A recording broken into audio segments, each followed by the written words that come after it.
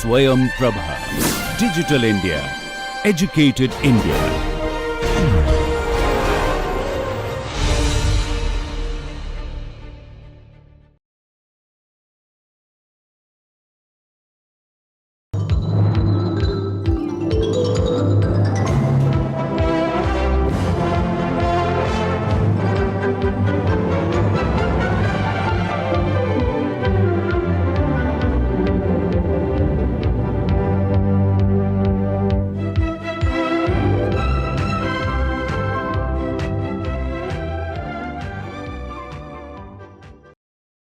On recruitment having reached a point, we will now move on to the concerns of selection, but before we do so, a quick recap of the elements of recruitment which will lead to a transition understanding. I had talked of the diverse workforce and its arguments. We must look at recruiting from wide range of people for obvious advantages of having objective standards and promoting a feeling of inclusiveness and openness in the target groups. In many cases, this may create language implications, but that is another story. Now, let us link it up with the selection processes and see where we are. Selection processes also require tests. Any instrument that is used to make a decision about a potential employee can be used as a selection test.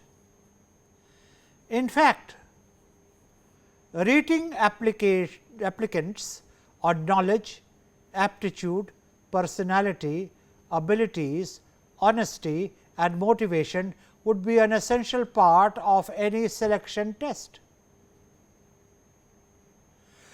The advantage of having selection tests is that it reinforces credibility, is linked up with verifiability and develops connectivity with past researchers and thinking in this area. Therefore, is amenable to drawing greater talent who would have faith in the selection process. There is a greater link therefore between reliability and validity, which I have just talked about, but then the outcome has to be standardization. Tests have to be conducted in a manner where there is a uniformity of procedures and conditions related to administering tests. Standardization helps one to reach out to a wide segment of the supply side, which is particularly useful if the organization is a multi-location entity. The selection tests are known generally to cover some of the following domains. They conduct cognitive aptitude tests, which measures reasoning, vocabulary, verbal and numeric skills. These are tests which come under cognitive aptitudes. There are tests which come under job knowledge, measure knowledge regarding a particular job. There are work sample tests, which allow candidates to demonstrate how they would work on the job. In fact, there is much to be said for work sample tests.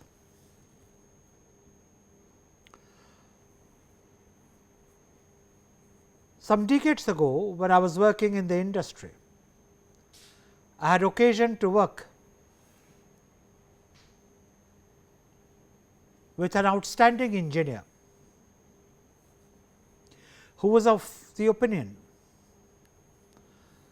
that career for engineers should be as broadband and as capable of creating top positions as for managers. And he was of the view that unless this is done, it would be impossible to prevent a wide extended pull which managerial careers exercise on engineers. So, in this particular joint venture, which was between an Indian firm and a Japanese firm, he created career paths for engineers, which concluded not only with chief engineer being equivalent to a general manager, but if you had an executive director HR, you had an executive director engineering, and mind you, not just executive director technical. And for selection processes, when taking people at the entry level, he would not confine himself to just group discussion and interviews and written tests, but he would actually put them on the shop floor for a week. And against a predetermined evaluation sheet, somewhat equivalent to a job card, he would observe the 10 or 15 people shortlisted for the actual job for about a week, and then he would do the selection process. It produced excellent results. Notwithstanding the excellent results which it produced, that method does not seem to have been replicated in many work situations, and the results are for all to see. But to get back to what I was elaborating, work sample tests allow candidates to demonstrate how they would work on the job. Not only do they show how they would actually work on the job and thereby create a more rational basis of selection, the psychomotor abilities tests which when matched with work sample tests combined give a view on the personality of the applicant, which is very useful for engineering jobs. The purpose here is not to recommend one set of elimination selection procedures versus another set of elimination or selection procedures, but the purpose is to demonstrate how various techniques can be used for selection, and the ultimate choice would lie with the superiors in the organization to determine what it is that they seek to find out from which effort and ultimately find the way forward. There are of course any number of personality tests, vocational interest tests, and believe it or not, they have also devised honesty and integrity tests. I do not think it is necessary for me to elaborate upon all this, because personality tests are assess traits with personal characteristics. They are used to determine if applicant is the right fit for the organization. The vocational interests identify occupations in which the candidate is most interested, and honesty and integrity tests seem to be the much needed ones today. What results they produce is another matter, but that is a subject which we do not want to get into here. The selection tools and predictors of job performance are the following.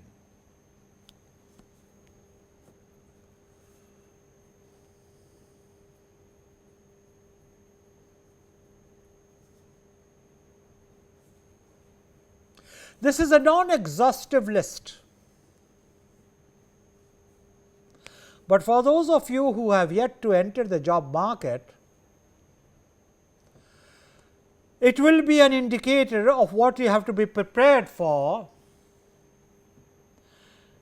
and that may be a lot more than just professional knowledge. In fact, for selection to discriminating organizations, there is no substitute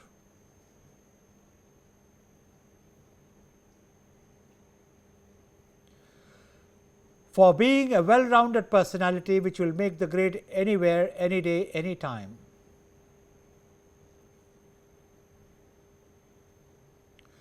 And one has to be cognizant that ultimately the test selected say as much about the organization as the results of the test say about the personality of the person subjected to those tests. Then there are issues of letters of recommendation. There are certain job markets when letters of recommendations are very highly tracked, very highly valued. And I have heard some recruiters say that letters of recommendations from certain segments aren't even worth the paper on which they are written. Very difficult to strike a judgment on this, because if you don't select by recommendation, what is it that you select by?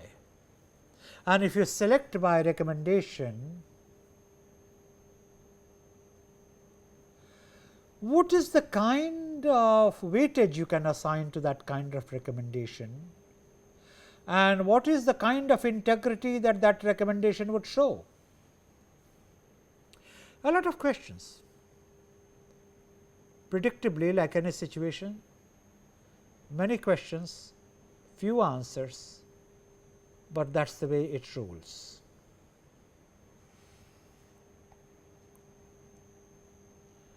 The challenges in selections are determining the characteristics most important to perform on a given job. And after you have administered all the tests, after you have administered all the questionnaires, group discussions have been undertaken, essays have been analyzed, motivations for applications have been measured,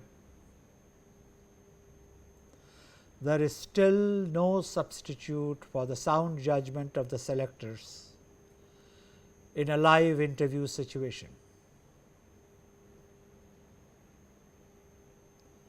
Therefore, determining the characteristics most important to performance are also a factor of what the selectors consider important. And unless the selection process is very, very rigorous, it is obvious that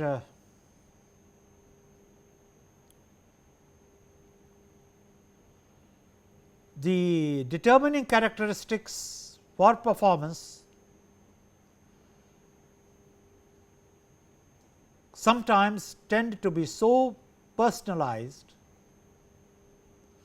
that a group of selectors from a given organization may have their own hierarchies, but it is hoped that their hierarchies are not too far removed from the objective scale of hierarchies. Measuring the characteristics that determine performance therefore becomes a key determinant of behavior, and evaluating applicants and their motivational levels are the key elements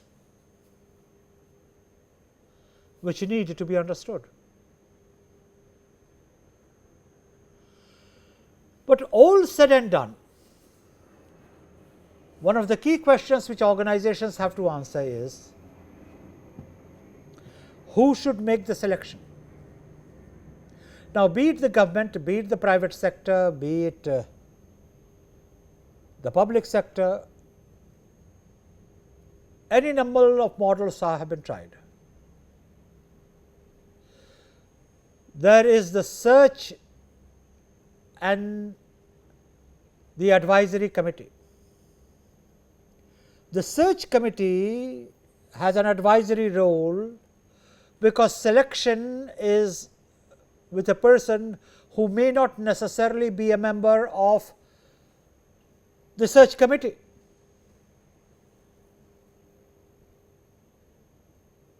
It then goes to a committee which may or may not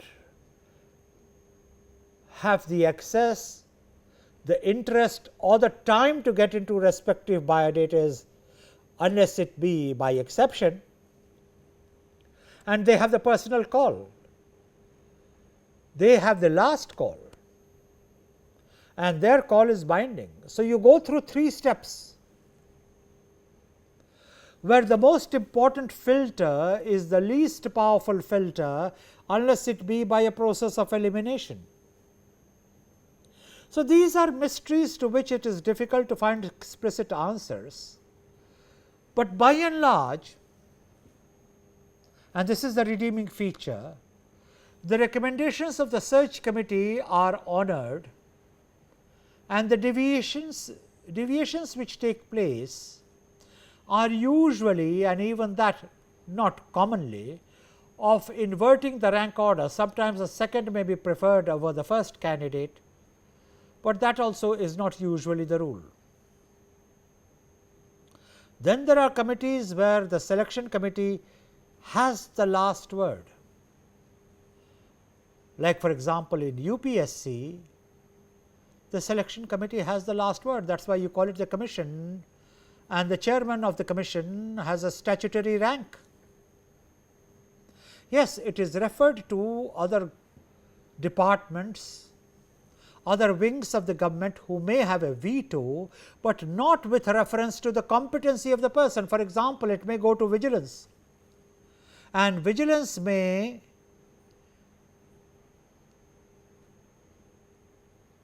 on cognizable evidence have a doubt about the integrity of the person, and in which case the selection does not go through. But the vigilance has no business to exercise a judgment on competency. And there are other examples which can be given. In an era of doubting Thomases, and in an era of wild allegations and some genuine doubts, perhaps it is worth reiterating that by and large most of the selection processes in this country are sound.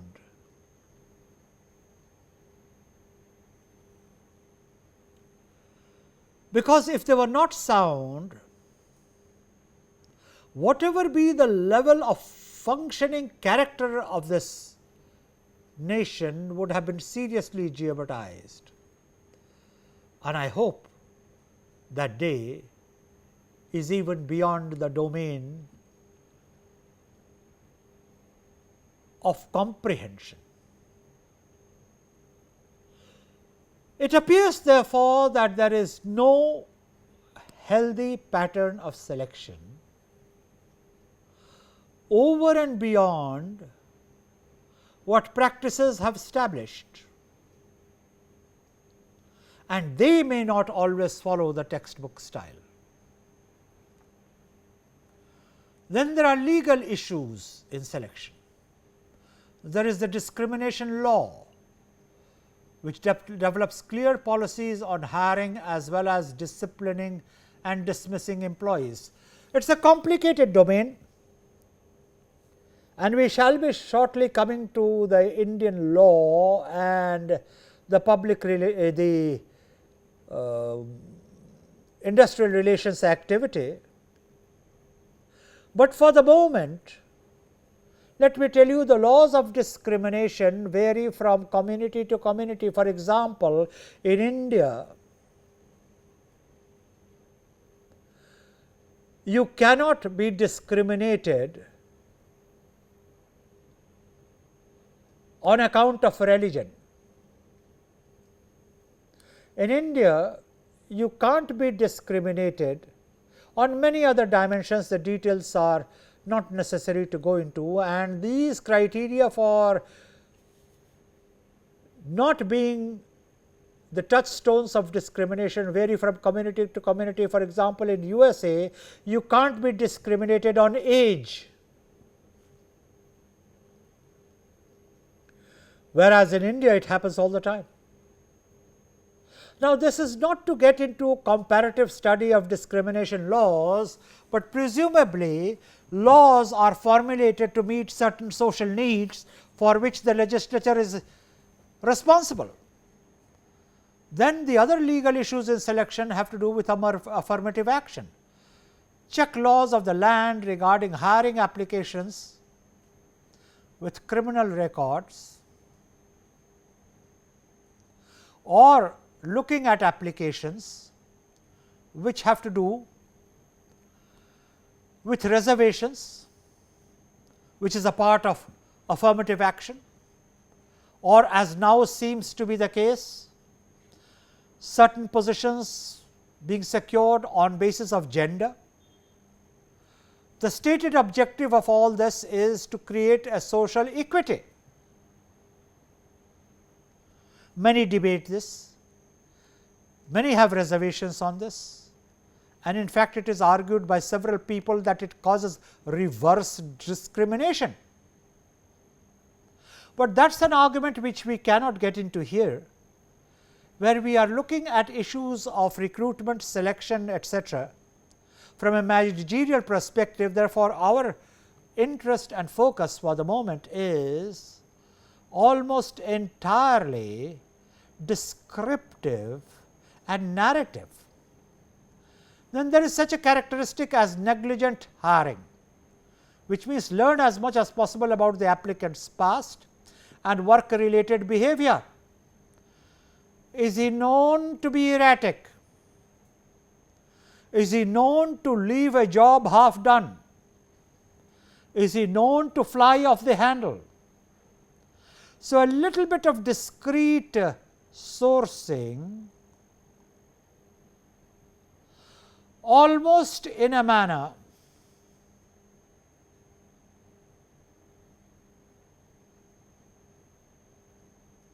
of industrial sourcing of information, can lead to a handling of negligent hiring. Now, the most popular method of recruitment selection is interviewing candidates, and I am quite sure many of you will be interested in this process. Using an interview team consisting of representatives from the various areas of the organization can be more effective. And you heard me say that at the end of the day, after you have conducted all the tests, all the interviews, all the instruments have been used and applied, there is no real substitute for good judgment of the selectors. The disadvantage is that larger the team, the more difficult it will be to find a time and place in everyone's schedule to make the interview happen, and this continues to be a very real situation where the fanciful statement is, oh, I will be traveling. I have not for one understood why people need to travel so much in an era of video conferencing and in an era of the electronic medium being almost universally applicable. But there is a certain value attributed to traveling, and in fact, if you are important in the hierarchy, you are almost available in your headquarters by exception. On a lighter vein, I once raised it to the former chief executive of a multi location organization, India based, but rooted in many parts of the world. And I said, the serving CEO, Mr. So-and-so, is almost never to be found in this city. How does one meet him? And the ex-CEO, many years his senior, turned around to me with a straight face and sipping his cocktail, he said, you know, his job requires to travel so much. How would he ever do his job without traveling? Now, he was so senior, I couldn't cross examine him on this, but a question did come to my mind, and with great deal of trepidation I posed to him. I said, when does he do his job, which is to be done at the headquarters? He said, well, there is the electronics medium, you see, and they keep reaching out to him, and he attends through it in an email and phone and gives instructions, and it is carried out. And I said, and why can't it be done on the reverse, with his staying here and looking at other places through the same medium? To which he said, marketing does not take place without continuous contact.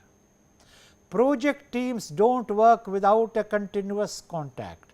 So, he has to keep traveling to locations, and I realized that was the time for me to get out of that conversation, because I was not competent to strike judgment, but yes, it is very difficult to get even an interview panel of 4 VIPs all together in one city at one time.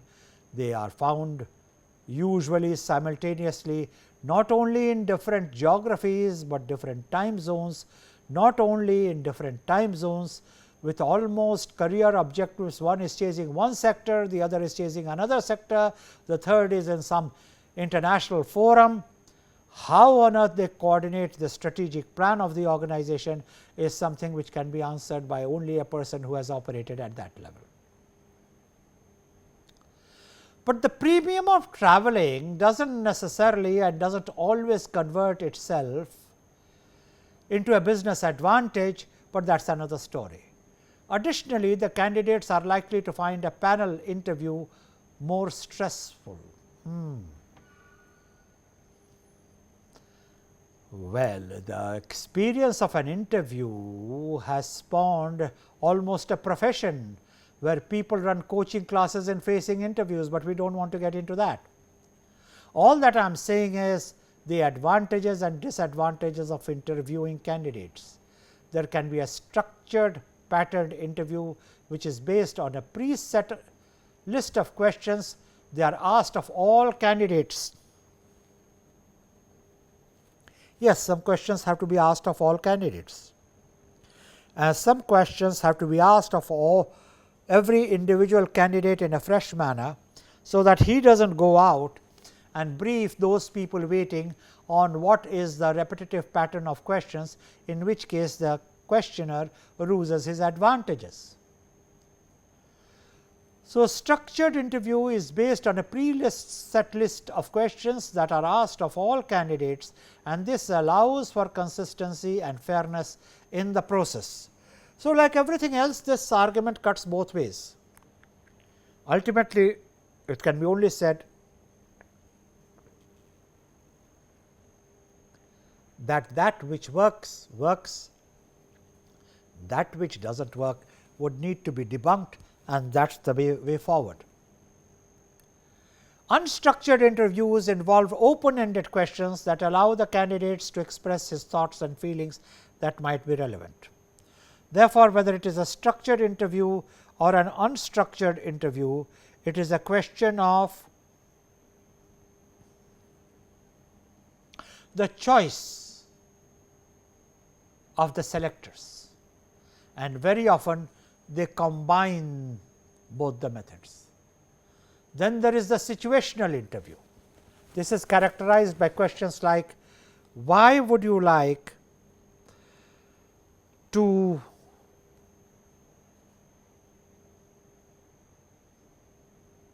join the organization, or what would you do in this situation, or allow the candidate to speculate on how they would handle a particular job situation.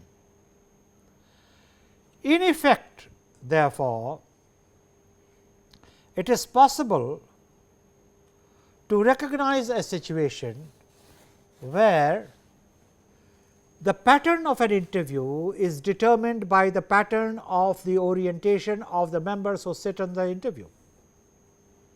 Then there is the behavioral interview, which requires the candidate to give a real example of past action and results. Many interviewers revel on this. It is based on the proposition that past behavior is a good predictor of future behavior, and again I am not going to get into a discussion of the validity or otherwise of this profession. Now, of this kind of profession or expression of the slant of the interview. Selection processes also have to do with background verification. According to ADP Screening and Selection Services,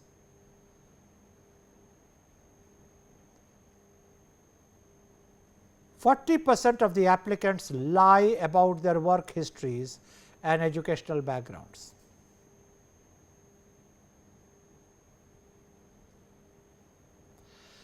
The references are given there, so that I do not have to generate any responses to the veracity of these figures. 20% present false credentials and licenses. 30% of job applicants make material misrepresentation on their resume. Another survey found that 95% of college students said they would lie to get a job. 41% said that they had already done so, and 15% top executives falsify resume information. A pretty dreary scene, but let me tell you, the problem is not as big as these figures may show, both because of genuine risks you run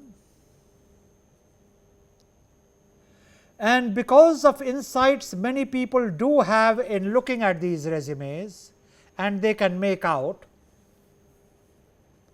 And worse still, the risk of losing a job once it is detected that you falsified some data or another, and channels and media in public domain is full of stories of people who could not walk away with this falsehood. So, it is best that this be not attempted, because the risk factor is just too large and may strike just too late for you even to recover. Imagine they are catching up with your false credentials when you are 50. And then what happens? And all organizations are known to be very severe in punishing falsification of applications. But that is not the purpose of the narration. The purpose of the narration is that you should be able to do up a biodata which is credible, reliable, and there are ways of screening it too. So, the suggestion is very simple: do not use adjectives about yourself, give the factual information, and most discriminating people who read that kind of biodata are able to see through the kind of presentations, the kind of credibility the background presentation has. What is more, in most situations there is a structured application form to fill, and the application form is usually drawn up in a manner where it is possible, probable, and whenever you choose inherent, that the facts be screened. And finally, at the time of actually being interviewed or at the time of joining, almost all basic credentials are checked out in original. Now, if somebody has the rare ability to falsify data in presentation, to carry it off in conversation, to fabricate documents to present a credible check, survive the background verification which is open to the employer through whatever channel he may deem fit, will still not be able to handle for a lifetime any chance discovery, any chance recheck, and in any manner where falsification would be difficult to live, because there are too many circumstantial evidences. But having said that, the current trends in recruitment and selection include procedural changes which has eliminated arbitrary rules and regulations that restrict the choices of hiring managers and supervisors. Adopting flexible and appealing hiring procedures, screening applicants quickly, validating entry requirements and examinations, instituting worker friendly personnel policies, and creating more flexible job descriptions. Therefore, like everything else, trends in recruitment and selection are also evolving and are positioned differently. To carry the discussion further, the improvement in the recruitment and selection procedures include decentralization of HR responsibilities, aggressive outreach efforts, and current employees as recruiters. In academia, in civil services, in the industry, and indeed wherever the employment is to be found, new techniques and methods are being used, and the recruiters themselves are creating norms of standardization of evaluation procedures, so that it is not possible to have biases of one panel affecting the results of the overall assessment of 4 panels, because somebody somewhere has the right of moderation of the grades and the results. So, by and large, we are at a stage where recruitment and selection procedures do have a credibility. Like any other human effort, they are not foolproof, and no one can argue that they cannot be tampered with. But then any system survives on its credibility depending upon the chances of tampering and the chances of scrutiny, which can be always undertaken mid career, not to overlook the fact that every recruitment has the reverse procedure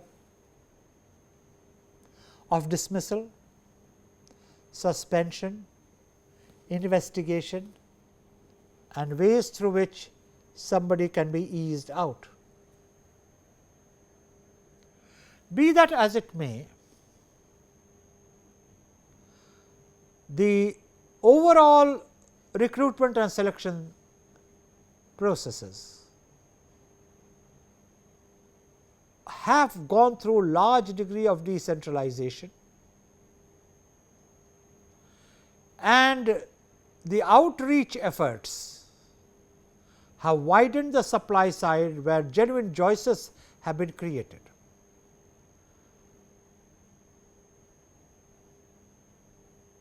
There are ways in which the evaluation of the recruitment and selection processes can take place, And let us look at some of the elements of evaluation of the recruitment and selection processes. There is the cost, and all selection and recruitment processes have a budget. So, the question is asked, did you stay within your recruitment budget? All of them have a time dimension. So, the question is asked, how long did it take you to fill the position? Quality. Were your applicants well qualified for the job? Longevity. What about turnover? Do your new hires stay for long term?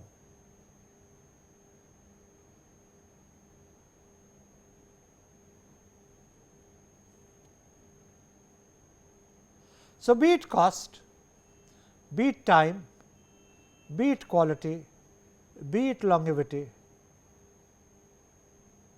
all these elements can be used for evaluating recruitment procedures.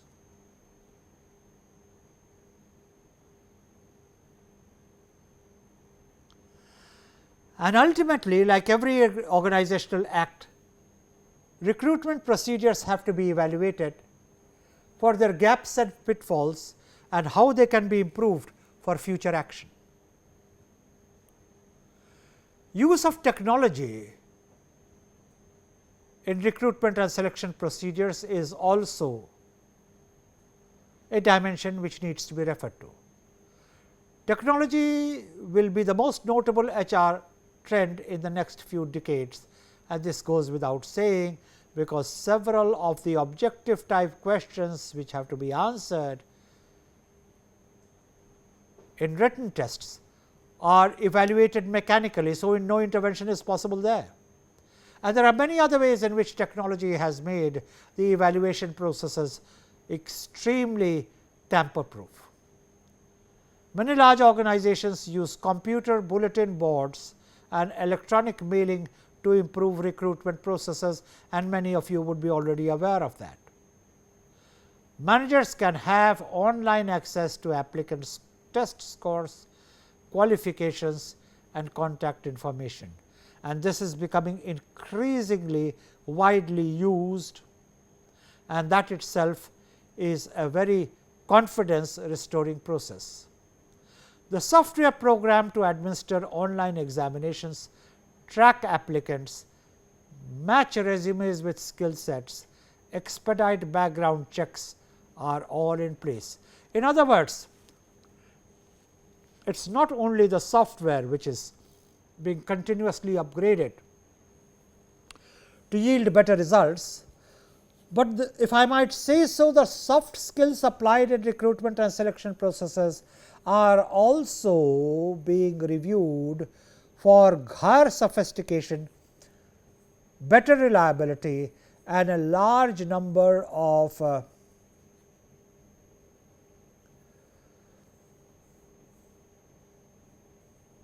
tested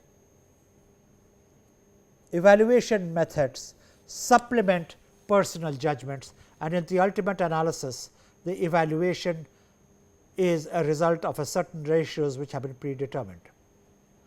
That brings us really to a study of what could be called skills. Skills which here is referred to as a global currency. It is sought everywhere. Selection and recruitment procedures, as I have just tried to establish with you, are by and large meant to identify skills, and that is where this narration began. So, the statement that skills are a global currency, countries with significant skills capital can innovate, remain competitive and enable sustainable growth, and a good example is Japan. It is not a country with very large resources.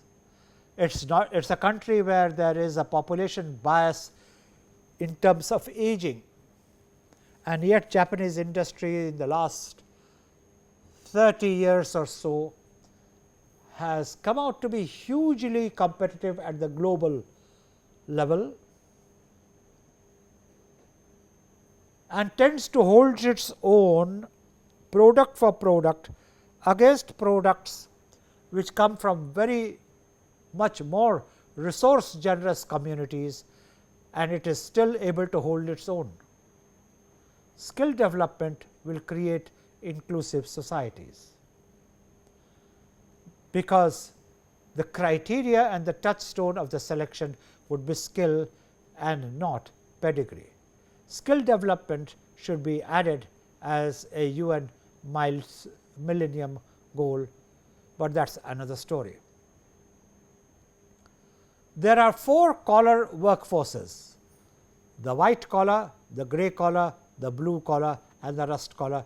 And let me walk you quickly before we conclude this component of the evaluation: processes and the evaluation analysis. White collar is well understood across the world, therefore, does not need a definition.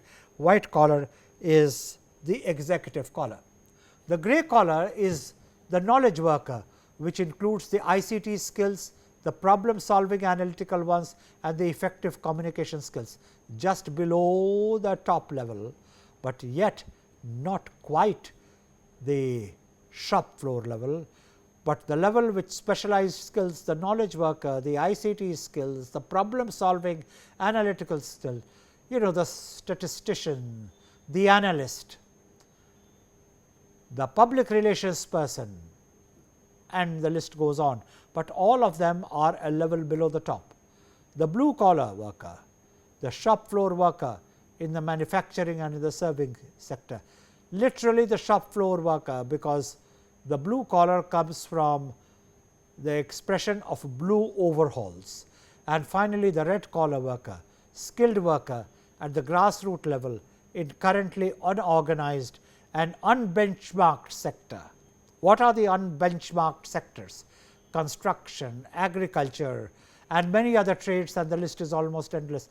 They are rust collar workers, because basically skilled workers, but since they work at a grassroots level, they tend to languish without a name there, because they are unorganized, unbenchmarked, and the illustrations only show that they are in some of the critical sectors of the economy, and that is what makes it significant.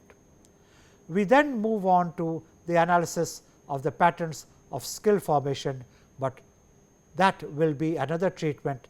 Thank you for now.